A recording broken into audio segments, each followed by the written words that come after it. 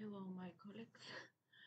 My name is Olga Georgieva. I'm coming from Bulgaria, and I'm with Sofia University, which is the oldest and largest university in Bulgaria.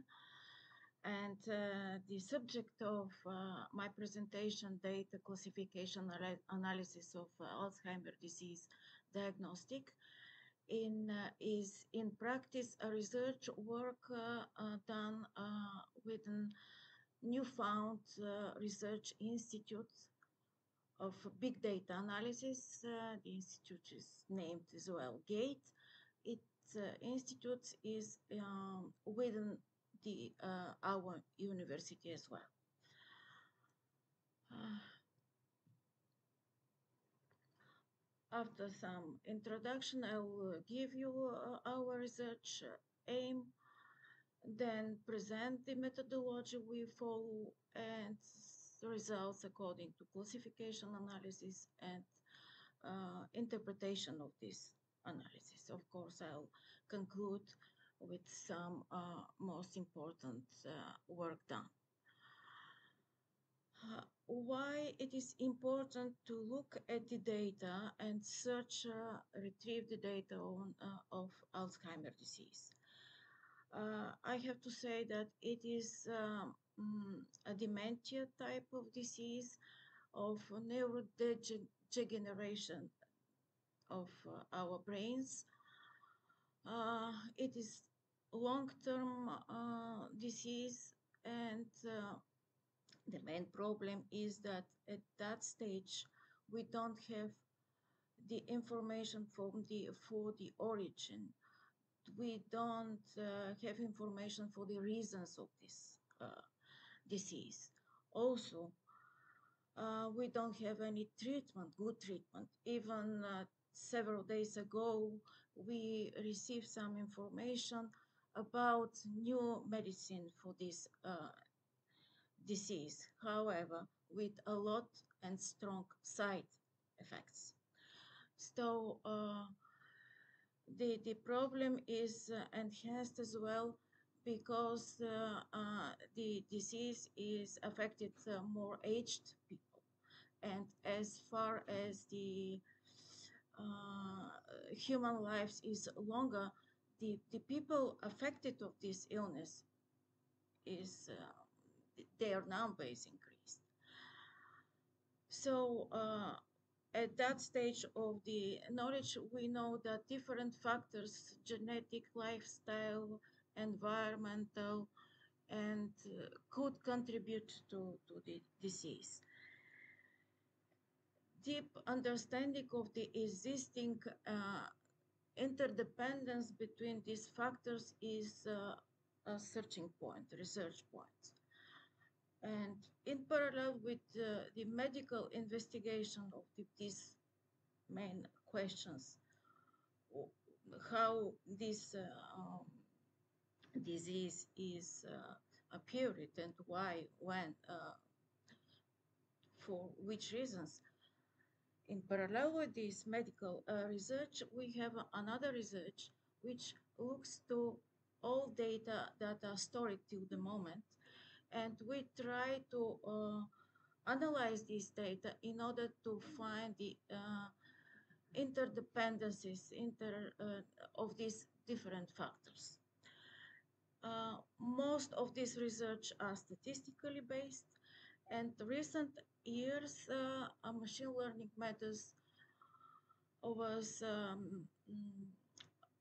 shown that they are quite promising.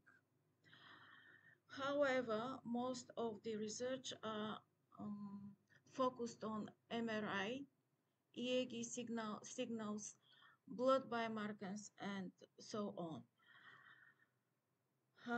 So for our point of view, we look for medical data which are not so invasive or so expensive. Such medical data are, for instance, cognitive tests. But so our research was to apply classification and to do some comparative analysis of ability of different classifiers to define the biological status of the Alzheimer disease based on medical data according to the accuracy of these classifiers, but as well exploring different feature spaces, looking for possibility to reveal the biological status of Alzheimer based on not so invasive or so expensive uh, medical investigations. What kind of data we have? We have data of so-called ADNI. It comes from the abbreviation Alzheimer Disease Neuroimaging Initiative, which is in fact an initiative for collecting really lot of different type of medical data.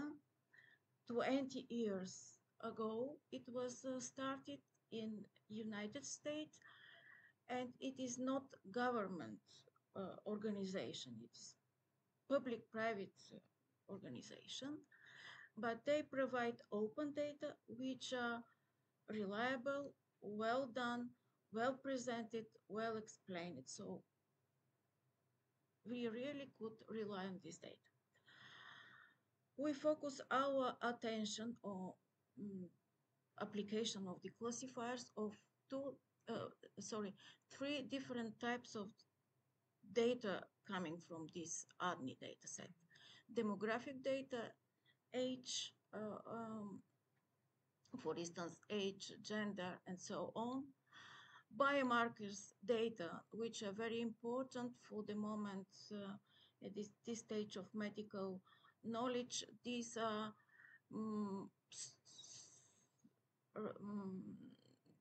markers for disease, amyloid, proteins, p-tau, phosphorylated proteins, as well glucose concentration. And the third different data were cognitive assessments, which are examination on the real practice where doctors examine these subjects for different kind of cognitive abilities, memory, functionality, and so on. What we have, in fact, in the first visit of this subject, we have division according to the diagnosis of normal cognitive impairments and Alzheimer disease. At the first stage, we have a little bit more knowledge as the cognitive impairments was separated in early and later stage. As well, the normal cognitive state was divided in as well normal but significant memory concern, which subject that coming, oh, I have problem, but doctors didn't recognize these problems as Alzheimer. According to methodology we follow in order to fulfill our aim. First, we start with pre-processing step, then apply some future selection, and then the main work was focused on learning classifiers, which in fact is iterative process following for several different classifiers. Then they are estimated according to the training and testing set as well in order to choose the best one. Several words for each of these stages of our methodology. Pre-processing.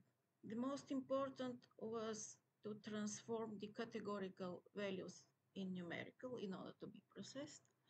and handling missing values. This is one of the obstacles working with this data set, because in fact there is a subject which didn't come to the next visiting in order to be observed. So we have a lot of missing values. We try to deal with averaging or filtering. We have these experiments. For the moment, the results here are given for filtering, because for us it was more reliable data set. In order to, it's better to filter, to get out this missing data, not to average and to put in the data set could be um, results will be not right or accurate. Finally, we have 2,370 subjects, but I have to underline that this a number of data are different according to the form, different informative data spaces, because first of all, it is important part, because as far as we have good data sets, we will have a reliable results. And also, it could be done in two ways.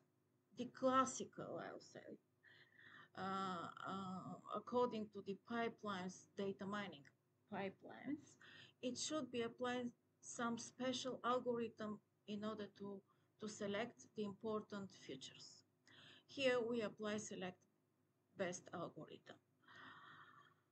But as far as this data set is quite large, a lot of information is unknown. We think that it is not so good to neglect existing expert information.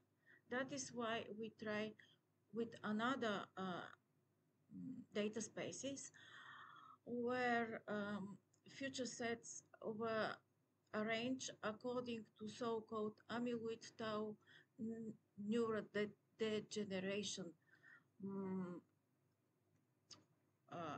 idea or concept, where the most important biomarkers are beta amyloid, protein tau, phosphorylated tau, and some cognitive tests are included.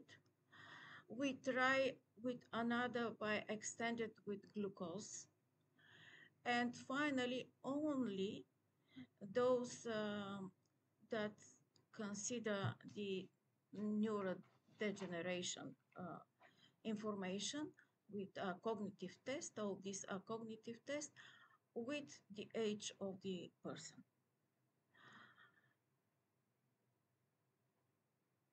For the classifiers, there are 7. And important is that they cover different type of concepts of classifying.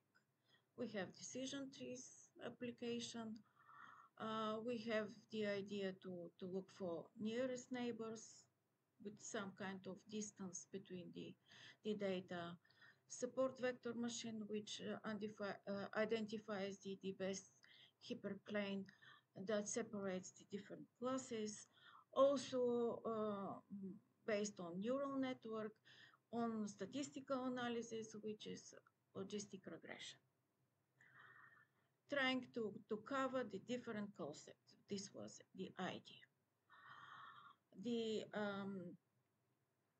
estimation of the classification was done according to accuracy measures, precision, recall, F1 score. These are given here, the not so complex formulas, but they give quite good information about the classification ability.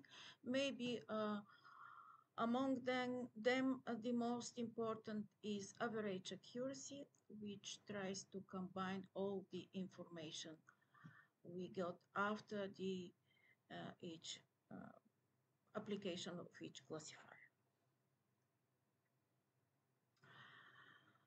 In fact, it is iterative process as far as training is applied in order to get some good information for separating of searching groups. Here, of course, for each of classifiers, we apply some adjusting stages, iterative stages in order to get the best parameters. And then the final classifier model was tested with data which are totally different. I mean, does not didn't used for training. We took the data from 12-month visits. So these are the all classifiers was trained for first visit of the subject, and they are estimated tested according to the 12-month examination of the same subjects. According to the results, here you can see bar diagrams where all those four accuracy levels are given for each of those seven classifiers. Why I have here three, not two diagrams? Here are diagrams for five classes. As far as in first stage, first visit, we have five classifiers, five classes. Also, we try to find how these classifiers work with only three classes, and the last diagrams concern the application to the testing sets. What we can see is that cognitive assessment, which in fact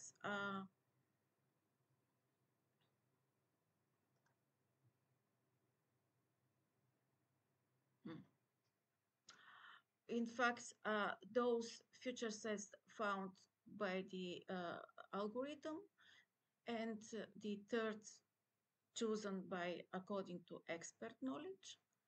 So this provides best results with a good accuracy according to the training set and for the testing set.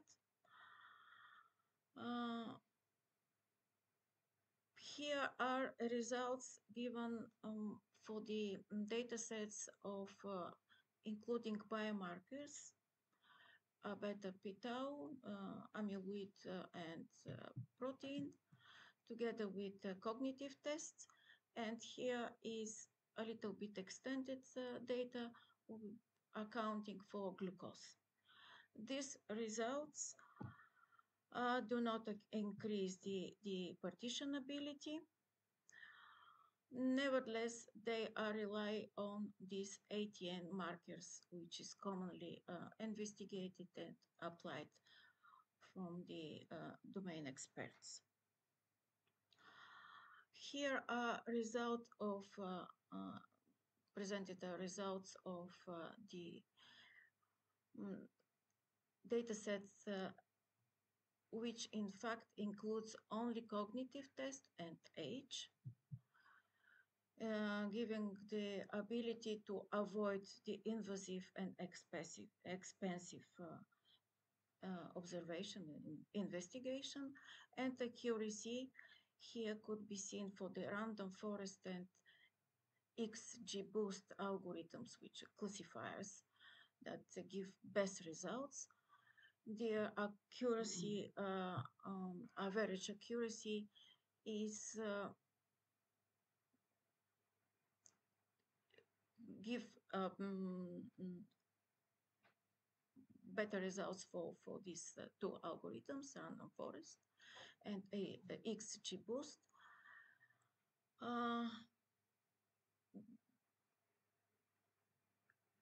bear in mind that this is a result for 5 classes.